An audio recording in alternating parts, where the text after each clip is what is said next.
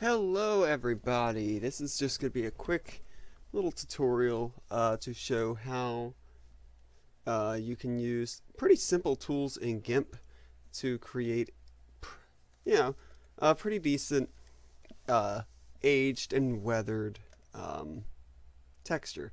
So first, just going to create that, and I usually like to set it to white for this.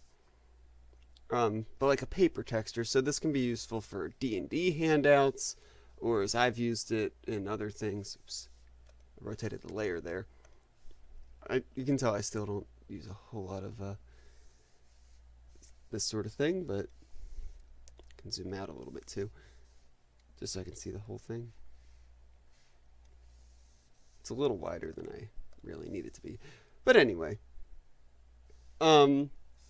So you can use this for like D&D handouts, or just anything you want to have sort of like that aged, sort of weathered,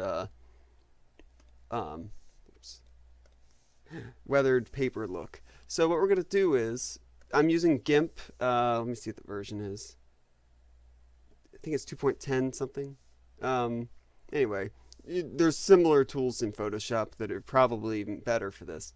But what I'm going to do is, first, we're going to go to, it's under noise, we're going to do RGB noise.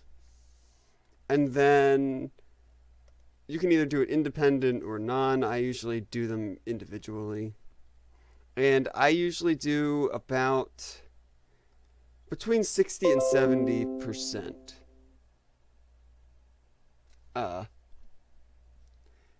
And what you do is you get all of this noise, basically. You can play with the seed depending on exactly how you want it to look.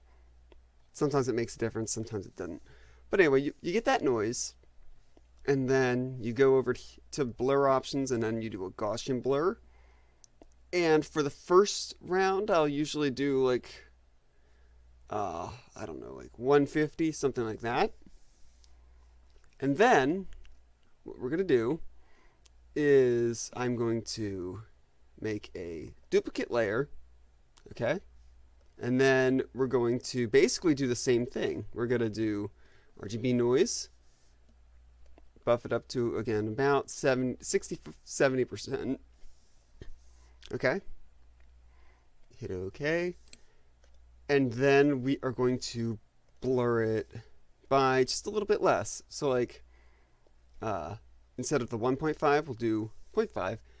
And then you can adjust the opacity over here until you get kind of the look you want. And then we are just going to go to the color options, and we're just going to desaturate it and color it to gray. Or actually, easier than that, I usually just use the desaturate tool. And you can do whichever of these you prefer. I usually desaturate everything by luminance. And there you go. It's not perfect, but it gives you sort of a papery looking texture. I think I have, yeah. So just for instance, here's an actual scan of a piece of paper that I sometimes use. And you can obviously do that. This is just if you don't have a scanner or something like that and you want to generate it. It's not bad. You can adjust it a little bit, brightness, contrast it, darken, you darken it maybe and then buff that up. And it's a close approximation. So we'll close that. Now let's say you want, like, I'll indulge myself by showing this off real quick. If it wants to open. You want something that looks kind of aged and weathered, more like this. Whoops. So, where it has like that off-white, and I'll show you how to do that. And it's pretty simple, actually. You just want to, at this point, I'll go ahead and merge the layers.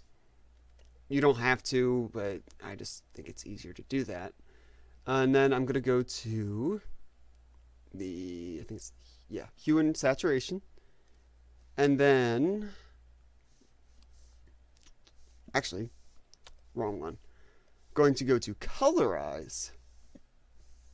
There we go. Colorize. And this gives you, you can change the hue. So usually if you want like an off white or whatever, you go to a brown, and then you're going to want to darken it to a degree. Like that. Alright, and make it a little more yellowish, like that. That might be a little bit too dark, but you can always do the undo.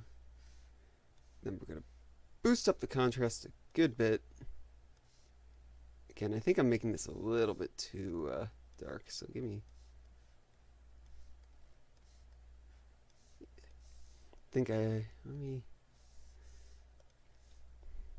we need to buff the contrast first. And again, this is kind of a trial and error thing, just depending really on what you want. There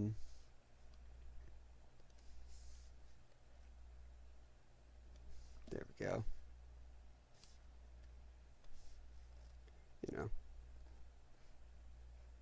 Don't want it too saturated, don't want it too yellow, but that's a good starting place. So then what I want to do is, and this is just a simple plugin actually, is I'm going to use the coffee stain. And we don't need a whole lot of them, so let's just set it to 2. Seems like whenever I set it to, it does more. So we'll do that. And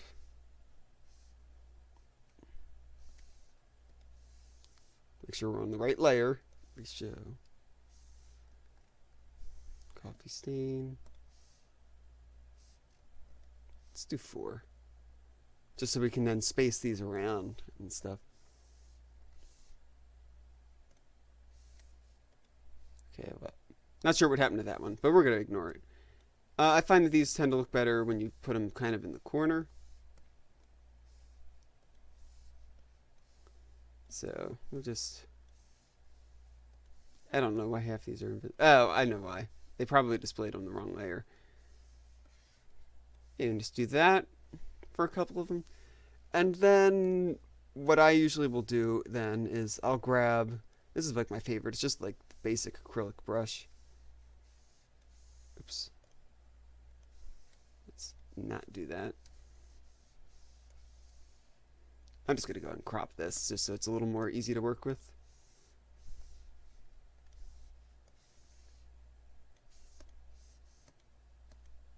Alright.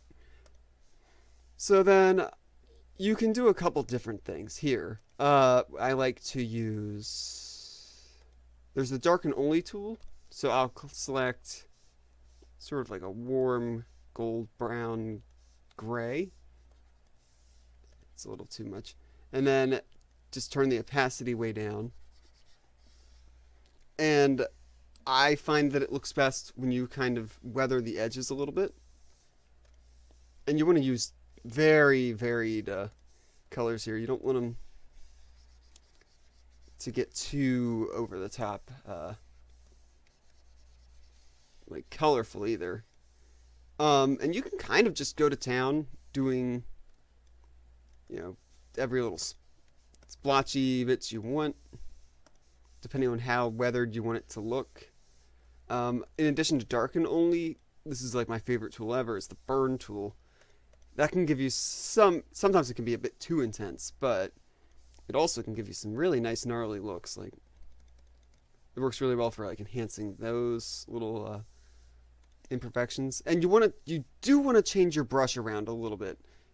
I try not to stay too long attached to any particular one of the brushes, just because it'll start to look a little stale. You have to watch the burn thing. It sometimes doesn't. It behaves a little weird sometimes with certain colors, but.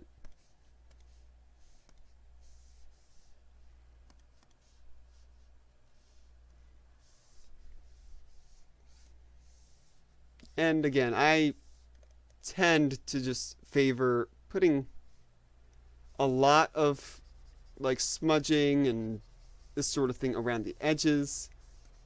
Just my personal preference. Think of all the ale covered and beer covered sweaty paws that have been all over the edge of this before it makes it to the tavern or wherever. Let's see. I've done this little bit of blue actually. I think sometimes can look good, especially again darken only.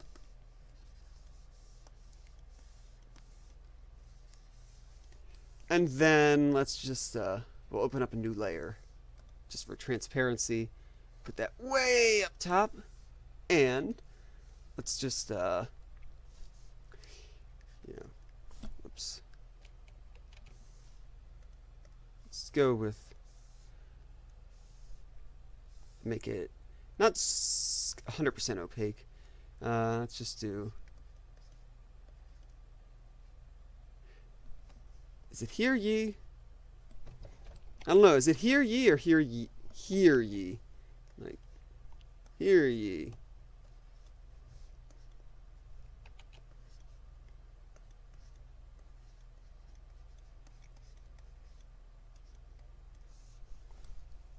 You know, 200 for the head of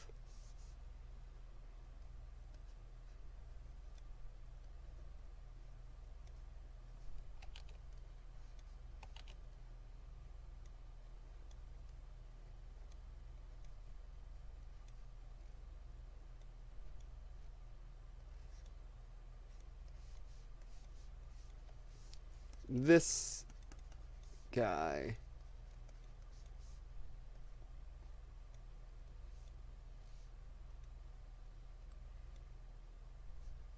But anyway, so that silliness aside, there's other more practical ways you can use this. You know, you could write greeting cards. You could write, you know,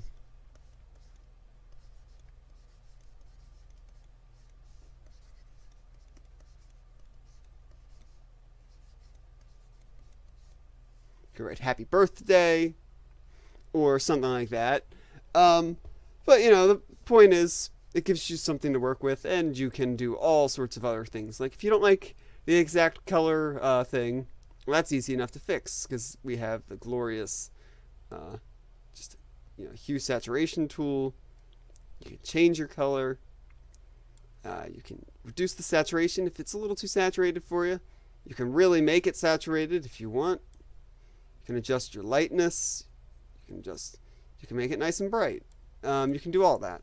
So that's my little demo on how to do a weathered paper texture, again, for D&D or whatever your quest may be, or for, as I used it, for mock-up book covers.